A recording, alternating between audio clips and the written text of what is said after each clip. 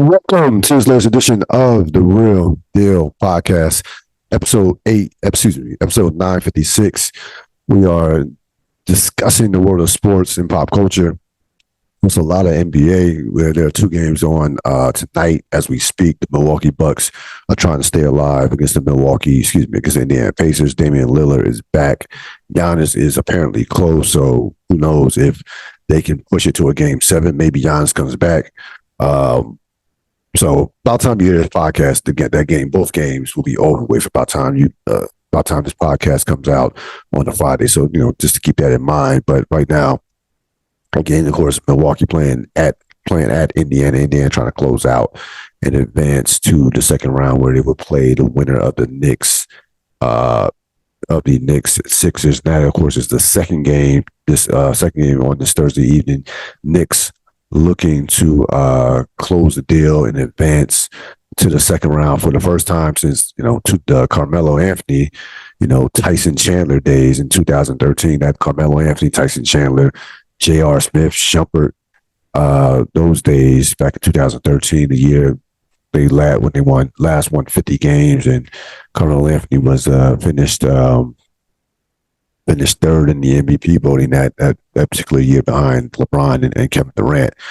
So we'll see what happens with that. They, of course, coming off just a wild game 5 where Tyrese, Maxey was just spectacular, but really saving Joel Embiid because Embiid was bad in that game. Bunch of turnovers, almost had 10 turnovers. Maxey has been absolutely the equal of one. Jalen Brunson, I can make a case has outplayed Jalen Brunson, to be honest with you, in terms of shooting percentage, shooting at a much higher percentage than Jalen Brunson. I know Jalen Brunson is averaging a couple more points, but he's also taking more shots. So those two basically have been a wash. And the difference in the series up to this point has been the Knick bench. I mean, the Knick role players, DiVincenzo, Hart, Hammerstein, Mitchell Robinson, those guys have, Miles Deuce McBride at times. Those guys have been the difference in the series up to this point. But again, I think the series has been so close. It would not surprise me. Matter of fact, I actually am picking the Sixers to push it to a game 7, and I'm picking the Bucks too. To be perfectly honest with you, I haven't seen anything that would tell me that Indiana can close them out. Even the game where they hit like 20 plus 3-pointers, that was like a 14-point game. So we'll see what happens. But we're going to begin with a deep dive, and that is one Anthony Edwards, who is on the cusp of becoming a superstar. Now, again, my criteria for a superstar, along with Rob Sapp, is you have to at least make the conference finals before I can call you a superstar as the team's best player. So he is, in essence, 4 wins away from reaching that status, and it will be the toughest 4 wins that he will ever have in his life in a playoff series as they will face off against the defending champion Denver Nuggets. We'll talk about that later in the podcast. But right now, Anthony Edwards, there's a lot on the line for Anthony Edwards, a lot at stake that can go in his way. You eliminate Kevin Durant. Okay, completely outplayed Durant, Booker, and all, basically Bradley Beal combined. In his playoff career, he is at 29, 5, and 4 for his playoff career, and with good shooting splits. He's around like 48 from the field and about 39 from 3-point range. He has come to play in the biggest of games, even when the Timberwolves had been eliminated the previous 2 postseasons in the first round. 22 by Memphis, and then of course last year against Denver. And Denver claimed that was their toughest series, even though despite the fact that Phoenix pushed them to 6 games last year. He was on a team that can win a championship. Them right now, with the Porzingis injury, to be honest with you, I think as of right now, there are 2 teams that can win a championship. Denver and Minnesota. Those are 2 teams that win a championship. If Edwards goes on, leads his team to a championship as a 22-year-old, he, without question, becomes the face of the NBA and will catapult into me being a top 5 player. He's going to finish at worst as one of the top 10 players in the world. Regardless of what even what happens in this series, you have to regard him as one of the 10 best guys on the planet. American basketball is starving for Anthony Edwards to break out and continue on this trajectory. They need in a worse way because let's be honest, at the top, you have Steph and LeBron. Steph and LeBron are on their way out. Steph, LeBron, Kevin Durant are all on their way out as far as being on championship contending teams, and they're frankly they're old. Like Kevin Durant will be 36 in September. Steph is 35. I think Steph's easy at 35, but just turned 36, and LeBron will be 40 in December. So, and we've seen in these playoffs that is about that the youth has been served, and it's all about the young teams for the most part and the young talent. Jokic is still a relatively young player. And, you know, you see what Oklahoma City has done. You see what Minnesota has done. Like, youth is being served in these particular playoffs. So it's absolutely a new day in the NBA. And, again, United States needs, in the worst way, Anthony Edwards to continue to do what he's doing.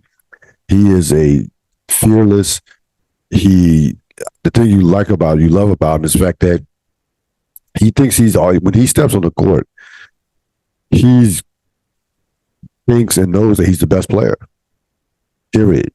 He has no fear of anyone whatsoever. It was Kevin Durant, whoever. And he's made himself into an absolute elite defensive player. He's not one of these one-way guys, Trae Young, guys like that, who are just one-way players who, they might give you 25 to 30 on one end, but they're also giving up about 25 to 30 on the other. No, this guy defends at a high level. He will by next season, he will unquestionably make one of y'all defensive teams. Period. So he is the complete package. His decision making, the thing, and we'll see this. It will get tested in the Denver series. Over the course of this Phoenix series, he made great decisions with the basketball down the stretch. Wasn't forcing shots, trusting his teammates, leadership wise, talking to his teammates. This guy, whatever that hit factor is, he has it. And again, there's a lot. He has everything to gain and almost nothing to lose. They lose to Denver in 6 or 7 games. People will be like, well, Denver's the defending champions. They got the best player. Minnesota's taking another step. We'll see what happens in the offseason with all the money, with the luxury tax and things of that nature. They have a great trade piece chip in Karl-Anthony Towns and some young talent that they've developed with the wings and what have you. So they'll be fine. They'll be contending for a couple of years. I don't doubt it for a second. But this guy right here is a special talent. And again, 22 years old. And again, you're talking about a guy that has the opportunity to be a 22-year-old to be the best player on a championship caliber team at 22. Like, we haven't seen this. You got to go back to, it's been decades since we've seen this. Like, LeBron didn't win his first championship as the best player until he was like 28, 29. Kobe was 29 when he was the best player on a championship team. You got to make me do it. I shouldn't say decades. Dwayne Wade, 2006, was 24. So basically, since Dwayne Wade won a championship, as the best player, he was the best player on that 2006 Miami Heat team as a 24-year-old. You have to go back like 2006. That's 18 years ago. Completely different league. It's been a long time since we had a guy this young with championship potential right away. That in terms of him being the guy, remember, and during this time, LeBron, Kobe won championships during that time. Steph, I think Steph was like 2015. He's 36 now. So Steph is about 26, 27. He's relatively young as well, but not 22. Like, this is different right here. And I think that Minnesota right now is the most complete team in the league. And again, I don't want to step on the Minnesota-Denver preview, but they're going to be a handful to deal with. And they're led by this guy who, again, has the opportunity to take American basketball by storm. Think about it. If he makes it to the finals and wins the championship, if he plays well and they win a gold medal, he can have a gold medal, a championship, All-NBA in the same year. Now, he won't have an MVP, but he will be a leading candidate He would be a top 5 candidate, MVP candidate going into next year without question. Without question. And so far, as talking in terms of MVPs, he has been the MVP of the playoffs. I don't think you can. I mean, they sweep Phoenix. No one. There were people that were actually picking them to lose to Phoenix, which is comical.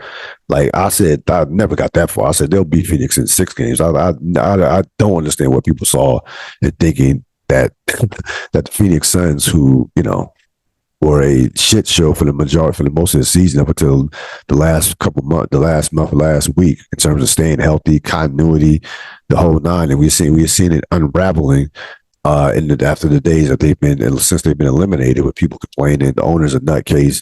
I mean, you have Kevin Durant's whining. Everybody hates Bogle, so they despite that, I mean, no one. It's hard to sweep anybody as is, but to sweep the Phoenix Suns the way and they beat them handily, and he by far was the best player in that series, but it wasn't even close.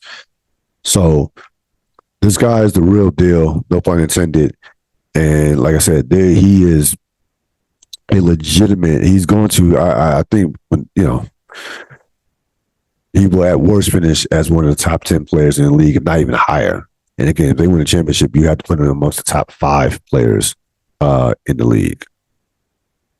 We want to pay our respects to some teams that got put out this past week that had high expectations, whose expectations were probably overinflated, considering some of the personnel they have, and 2 teams that are the epitome of what direction the NBA is not going in. Star-laden, lack of depth, lack of two-way players. Now, we'll begin with the Suns. So the Suns get their asses handed to them by the aforementioned Minnesota Timberwolves and Anthony Edwards, who completely just dismantled and destroyed Kevin Durant and Bradley Beal and Devin Booker. I mean, he absolutely had his way with those guys. They get embarrassed, even though they played a relatively close game for whatever. But they get embarrassed. They have 3 guys who will make up 100. They will have to pay those 3 guys, if they're not traded, $150 million next year. They have no. In terms of contending with that team, there's nothing they can do to be a contending team. Their only avenue is to, you're going to see, this is what you're going to see. First of all, Bradley Beal's not going anywhere. He has one of the worst contracts in the NBA. He has the worst contract in the NBA. Bradley Beal still has 2 years at $103 million and a 3rd year for a player option of $57.1 million. And trust me, he is exercising that option. No one in 2 and 3 years is going to want to pay Bradley Beal. Is going to pay Bradley Beal $57 million and right back and give Bradley Beal a max extension. This is not going to happen. And Bradley Beal was awful in this playoff series. He was horrible in that game 4. I mean, you can't play a worse game than he did in game 4. I mean, he was just brutal in that particular game. So that contract is not going anywhere. So the question is, who do you move, KD or Booker? Both of them still. Booker has the most value because he's younger at this stage of his career, 27 years old, versus Kevin Durant going to be 36. And probably at this point, stage in his career, probably the better player. To be perfectly honest with you, I'll move both of them. Because if you move Kevin Durant, you're telling me you're going to try to sell Booker on a team with Bradley Beal and whoever they get back for Kevin Durant. You're telling me, you're telling me Bradley Beal's going to be all in on that team? Bradley Beal, Devin Booker is going to be all in on that team. Devin Booker knows what it looked like. Knows what it looked like when they were rebuilding. And he was scoring like 70 points, and people were saying that was a soft 70 points. And it was like, no, actually, this guy can play. He's just the franchise is just a shitty franchise, and they have bad players. He actually could play, though. So he's not going back to that. And if you trade Devin Booker, the damn sure Kevin Durant is not going to be like, you're not going to do this to me. And I'm not going to force a trade like I didn't force out of Brooklyn. Like, That shit ain't happening. So to me, trade both of them. You can trade both of them. You can immediately start the rebuilding process, and you will get a shit load of draft picks and some good. You should be able to get some quality players back, especially for Booker. You may get a borderline all-star back for Booker, but you will get you will get all those draft picks that you lost. You'll get them back between those two players, and you gotta go from there. But you can't come back with that same team next year. There's no way you can come back with that same team. They have no room to improve the team. They don't have any outside of those two. They have no trade assets that can bring back quality talent. They have nowhere. They have no draft picks for the next like 5 to 7 years to 2030. Like they are proverbially fucked. They're fucked. Like there's no course of action for them to go. So I would just completely bottom out. You're gonna have to wait a year to trade Bradley Beal's contract. Maybe you can move him in 2025. You might even have to wait until 2026. Maybe, but think crazy things happen in the NBA. Maybe he comes back, has a big year, and kind of recreates his value of his trade value, similar to what Chris Middleton is doing right now in terms of his playoff performance. Just kind of remind you what he once was. But right now, Phoenix they're fucked. They have no course of action outside of trading both Durant and Booker. As far as the Lakers goes, listen, the Lakers actually played a tremendous series against Denver. They're not as talented as Denver. Denver has the best player, and Denver had the two best closers they have two of the best closers in the playoffs and two of the best closers in the NBA, period, point blank, in Jokic and Murray. Denver, there's no way Denver was ever going to lose that series. I don't want to hear about almost. That's like playoff games are close. So you have to be able to execute in the fourth quarter of playoff games. And again, no one executes better than the Denver Nuggets. And they showed you. They won 2.point games. They only outscored the Lakers by an average basically of 2 points a game. Again, very close series, very competitive series, similar to last year, with the exception of the Lakers winning won a game this year versus getting swept last year. But the bottom line is, in the last 2 years against this team in the conference finals last year, in the first round this year, they are 1-8.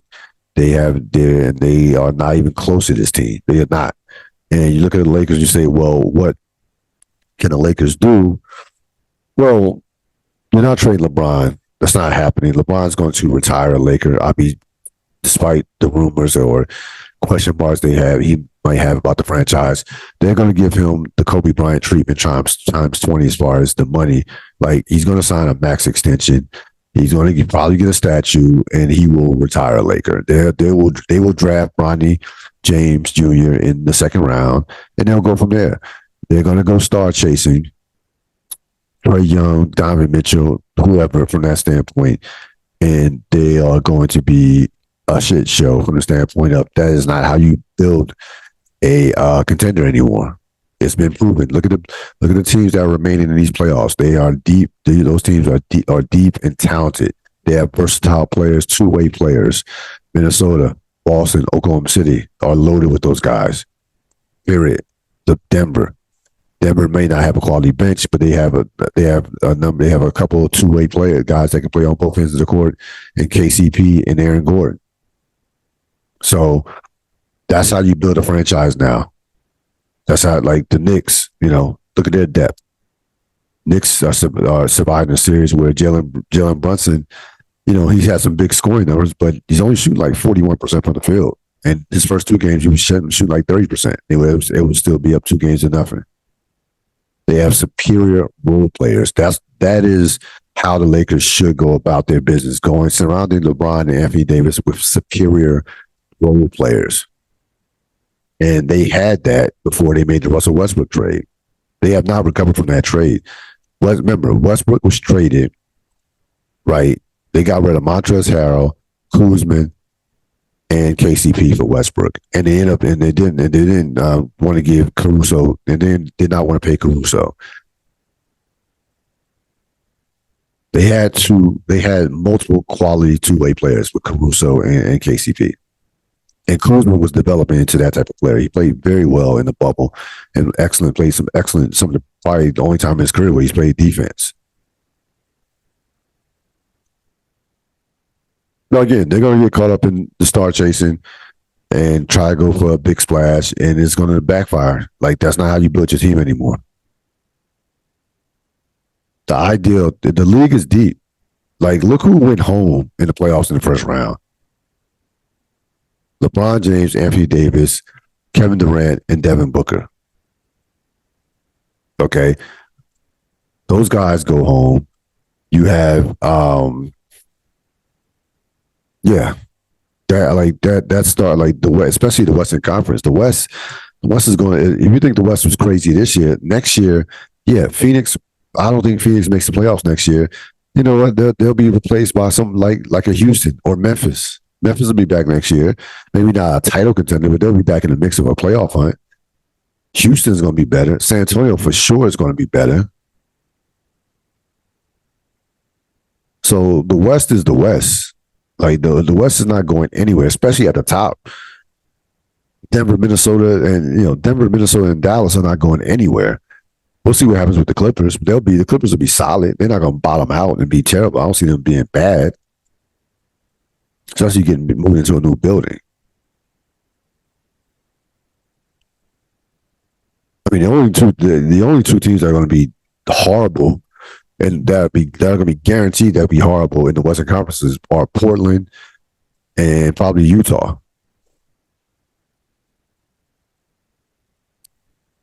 So these two teams are similar, even though they have somewhat, like, the Lakers aren't as tied down. The Lakers are in better shape than a lot better shape than Phoenix, because the Lakers can actually move some people. Like, they can move Austin Reeves and some other contracts and get if they play it smart, they actually can move some pieces and pick up some quality role players if they chose to go in that direction.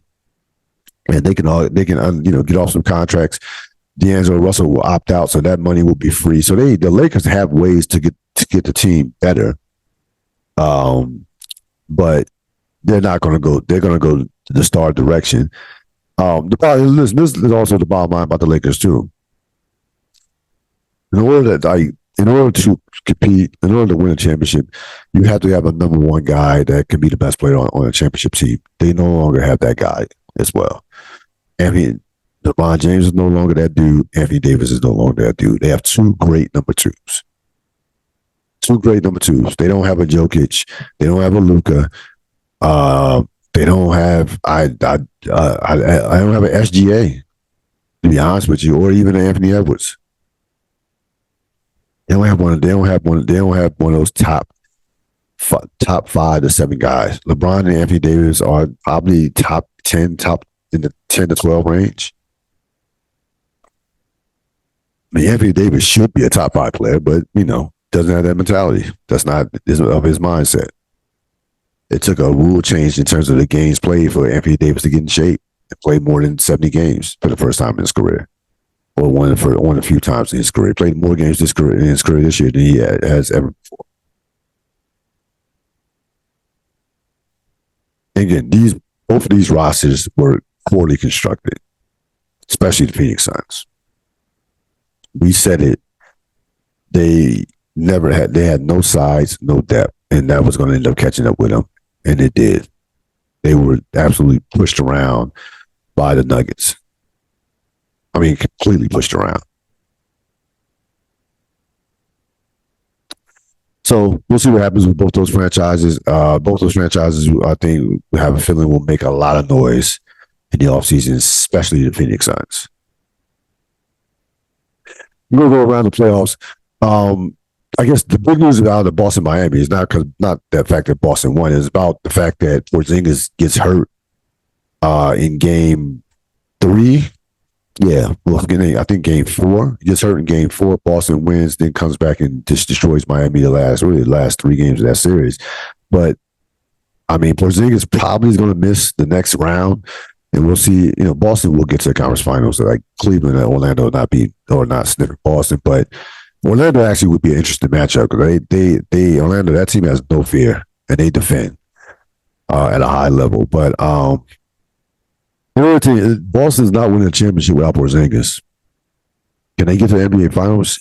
Yes, but I don't see them winning. There's no way they can win a championship. Whoever comes out the West, I think it's going to either be Denver or Minnesota myself, but we'll talk about that later on.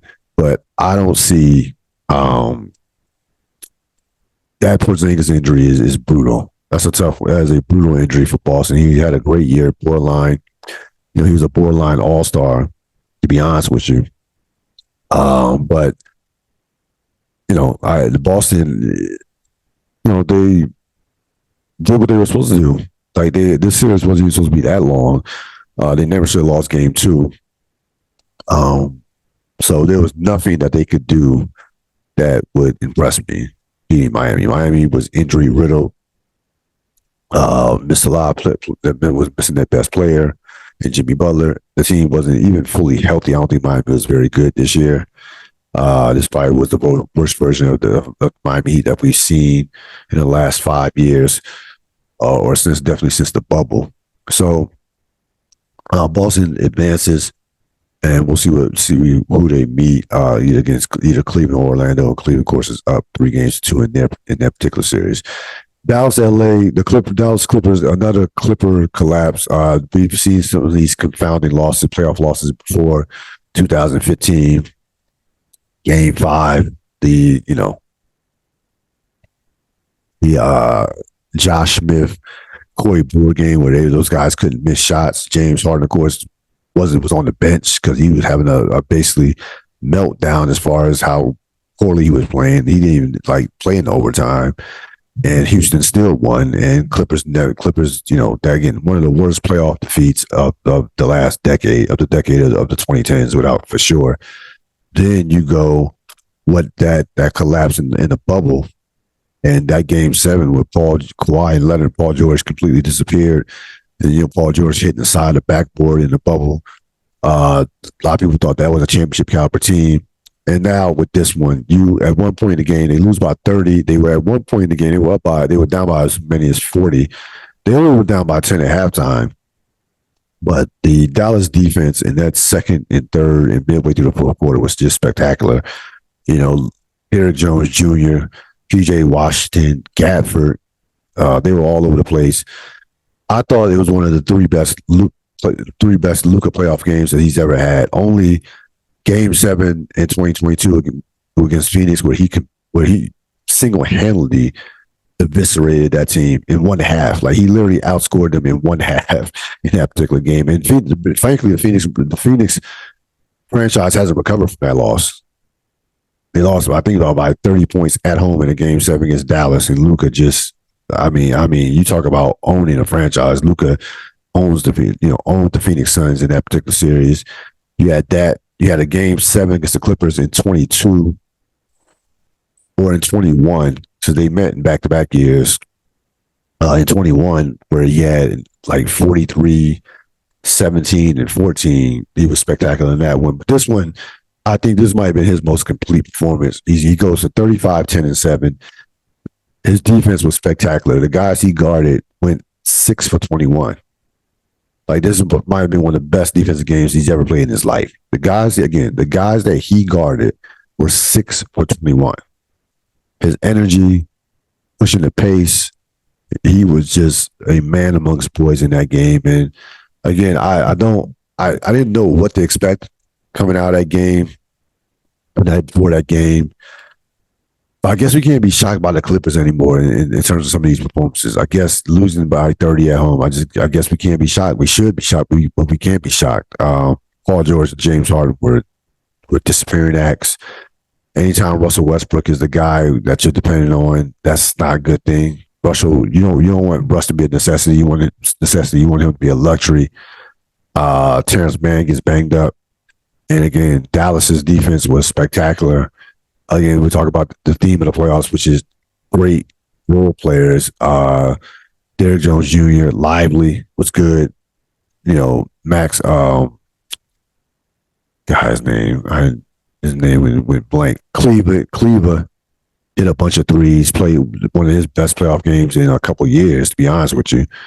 And Dallas goes out there and just undresses the Clippers. And again, I don't know what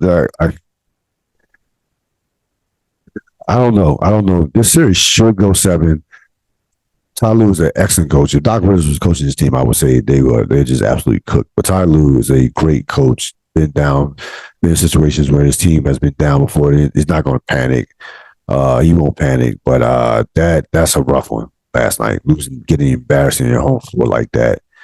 Dallas would be smart to put it away and not go back to LA in a game 7, even though they clearly have the best player on the floor and possibly maybe even the best 2 players on the floor, to be honest with you, between him and Kyrie. I thought Kyrie played much better than the numbers indicated. I thought he was patient. Thought he played well defensively.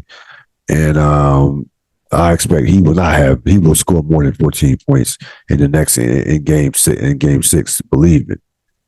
So that was a devastating loss for the Clippers to lose that way, especially coming off the victory on Sunday, which they almost blew a 31-point lead in that particular game.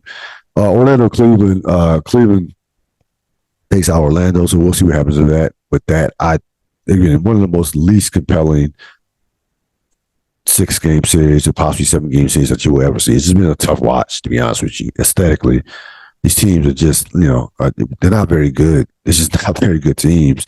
Orlando has more upside because the Banchero is going to be is going to be an All NBA caliber player, and he's phenomenal.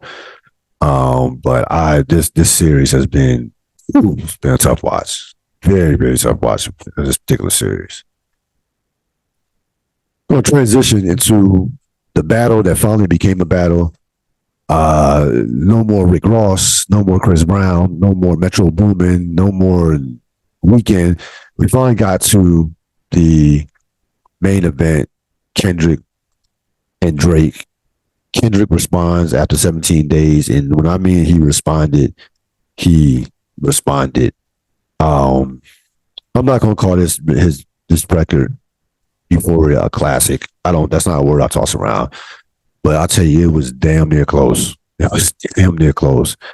At first, I gave it a 7.5 but I made a mistake. Like I should not have rated it on the day it came out.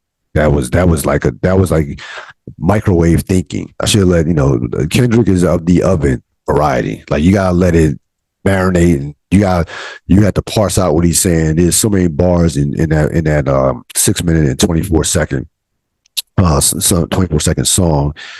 I would give it probably like a 9, 8.5 to 9. He cooked Drake. He destroyed Drake in this one, and you could tell he detests Drake as an artist. I don't know what he thinks about him as a man. Well, he probably told you as a man. He didn't think much about him as a father, but as an artist, he detests him.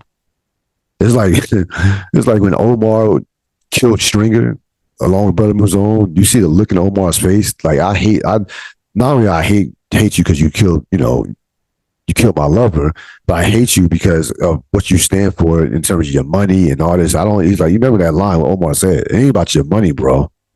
This ain't about your money. Your boy gave you up. This is about your lack of character.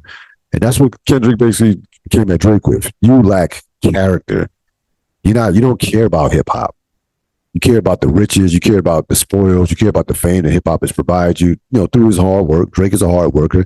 Drake is talented artist. We know this, but the difference between them is like night and day. Like they're not that far apart in age. They're around the same age. I think maybe a year apart, if that. They might be the same age, 36, 37, somewhere in that range.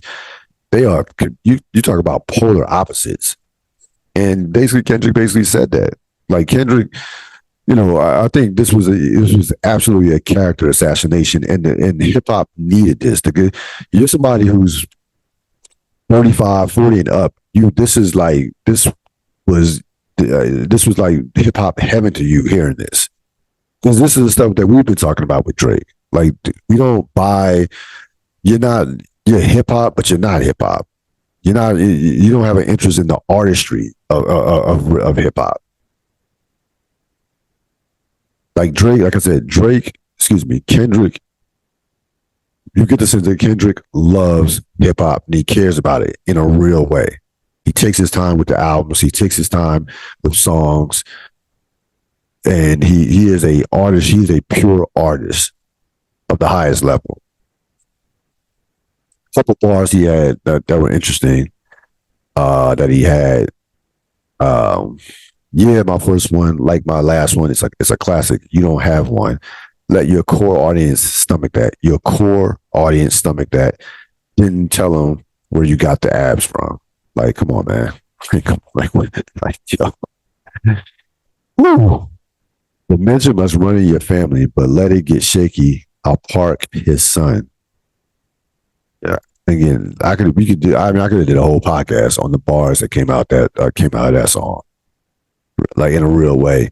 Again, you talk about the difference between a guy who's an artist versus a guy who is just popular and has found a way to market himself and brand himself, and is a mastermind as far as marketing and branding. And Drake. So Drake speaks to the world, to how the world is today. Everybody wants everything right now. A lot of people don't read like that. A lot of people not studying like that. A lot of people are just hot takes, social media. He speaks to that. He feeds off that. He absolutely feeds off that. Let me put out many albums as possible, songs. Let me just flood you with content. And somewhere it will stick. It's not Kendrick. It's not who Kendrick is. Like, Kendrick is the essence of hip hop, of what hip hop is about, period. And like I said, he cares about making great music. Drake cares about being famous. I mean, Drake makes great hits, but what does it say for a guy who has been at the top of the game as far as popularity for over a decade, and who has been rapping in essence for about over 15 years, and you don't have a definitive album. He doesn't have a re-listenable album I can start from start to finish, period. You can release in the hits that he has. He has a number of those, but an album? And then he gets thrown into the GOAT conversation? Like, come on, man. Like, what are we talking about here? Again, Kendrick is speaking to the audience who were hip hop fans in the 80s and hip hop fans, and especially in the decade of the 90s, in which if you didn't come out with a classic in the 90s, you were done. There was no career. You didn't have a career. You didn't come out with at least a classic, or somewhere close to a classic. Now, of course, there's so much money in the game, it doesn't matter. It's a popularity contest. It is. So I think I said this was a personal character assassination, and this was needed. There was a time during this battle that I was like, yo, this is bullshit. Too many other people involved. No classic memorable music is being made. Like, let's just everybody go on. Just forget it. Like, this battle is this battle is corny. It's a joke. But Kendrick, like, nah, you're gonna remember this battle or this slaughter, because right now it's not even comparable. Like, the AI song, Drake using AI for that for his last track was the corniest thing ever imaginable. Like, I don't like how anybody rides with that track as a hip hop fan. You gotta be kidding me. You gotta be what, that track using AI compared to what Kendrick dropped to right here. It's not even good. It's not even close. It's not even a debate. And I'm telling you right now, Drake probably needs to tap out in a real way. Like, I don't think, like, this, it's already getting ugly. It can get, like, insanely ugly if Drake comes back. Like for real. Like, yeah, Kendrick has some other things lined up, ready to go. The chamber is full. And I like how Kendrick came out on his own accord, a random Tuesday, just out of nowhere. There was no talking on the internet, talking on Twitter, running your mouth, tweeting, what have you, or Instagram, none of that shit. And of course, Drake, tweets or tries to troll Kendrick Lamar With the 10 things, 10 things I hate about you, with try with that shirt, not shirt, but with you saying that, texting that, a tweeting that. This shit is corny. That's corny as fuck. I mean, that's just corny. It's not even like the battle is on. Stop tweeting. Stop trolling. Stop tweeting. Make music. Make music. Hey, like, I mean, I don't care about Drake's tweets. I generally don't give a shit about what Drake is tweeting. I only mention it to mention how corny he is. So this was unnecessary for those of us who love hip hop for all the right reasons. Those of us who love quality music. Those of us who will wait will wait patiently for quality music. And listen, Drake is Drake. I mean, like I said, Drake, the biggest star in hip hop, but he's not a GOAT. Not a GOAT. Like that's it. And you're talking about influential, talking about somebody influencing. Again, you know what Drake is? Drake is one of the greatest copycatters of all time.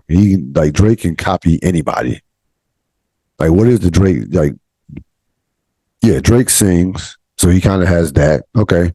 He's mastered that, the singing and rapping. I'll give him credit for that because no one does that combination better than him, and maybe ever better than him in terms of being a singer rapper.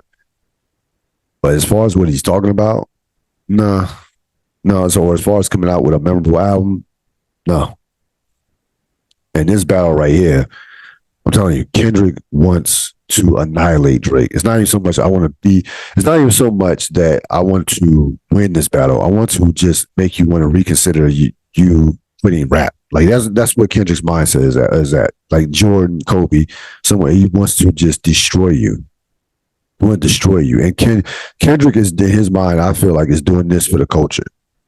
Like I said, Kendrick, I think, genuinely loves hip hop in a real way. He genuinely loves hip hop. So these two guys couldn't be further apart as far as philosophies, as far as how they move. One private lifestyle, the other one is posting dick pics, on Twitter. So this was thoroughly enjoyable to absolutely to listen to. Who won the week? Had to be Kendrick Lamar. It just has to be. I could have went Anthony Edwards. Could have went the NBA with this possible with the playoffs, but I think it's clear to me that Kendrick Lamar won the week. So one real thought before I let you go. We have one of the great playoff series, I think, in the last 5 years that's going to be coming up on Saturday in Denver with Denver, Minnesota. These two teams are, I think, the two best teams left in basketball. I can't call Boston. I can't put Boston in that category without Porzingis. I got to see Porzingis healthy before I put Boston in that category. This is, in essence, the de facto NBA championship. I think the winner of this series will win the NBA championship. I'm going to just go out there and say that. Minnesota can match up with anybody with their size. They have size up front. They have size on the perimeter. The key to this series to me is two things. Number one, containing Jamal Murray. And number two, fourth quarter execution for Minnesota. They have to do those two things in order to win this series. Denver, I was not impressed with Denver against the Lakers. Lakers played well. Denver kind of showed some chinks in the armor. Murray didn't have a great series. I know he hit two buzzer beaters, or one buzzer beater and two game-winning shots, but cumulatively he did not have a great series. Denver will be well rested, so KCP, whatever injury he had, he gets a chance to be close to 100%. Denver is not deep. Again, Minnesota has a number of guys they can throw at Jamal Murray. They have Jay McDaniels. You have Anthony Edwards. You have Nickeil Alexander. You had like a Naz Reid. Of course, Gobert. We'll see a lot of action on Joker. Joker's going to get his. We know this for sure. But containing Jamal Murray is the key to this series to me in a real way. And I don't know who guards Anthony Edwards. I mean, they'll try to put KCP. I think I think Charles Barkley was right. I think Aaron Gordon will spend the majority of time on him, and I like Aaron Gordon as a defender, but and Anthony Edwards is different right now. Anthony Edwards is absolutely different right now. Again, Joker is the best player in the series. Anthony Edwards does not have to outplay Joker. If he plays Joker to a standstill, I think Minnesota, without question, wins this series. As far as the prediction, it's hard for me. I don't say this prediction with confidence. I like Denver in 7 with the experience. Again, the closing of Game 7 at home. I don't say that. I don't make that pick with confidence. I don't. Because Minnesota, to me, has all the pieces. They have all the talent. And again, Denver's not a dominant team. Like, Denver's very good. Very, very good. They're not a great team to me. They're not as good as they were last year. Again, I thought that Lakers series, I was not impressed in terms of how they finished with that Lakers series. They really didn't play well in either of the last 2 games, to be honest with you. So this will be an epic series. 2 years ago, of course, you had Boston, Milwaukee, that we thought were 2 championship caliber teams. They played a 7-game series, a lot of great performances. I think this series will be even better than that one, to be honest with you. This is a absolute heavyweight fight. The winner of this series is going to win. Not only going to the NBA Finals. I think the winner of this series is going to win the NBA championship. That's going to wrap it up for this latest edition of the Real Deal Podcast. Enjoy the rest of your evening, the rest of your week. So long.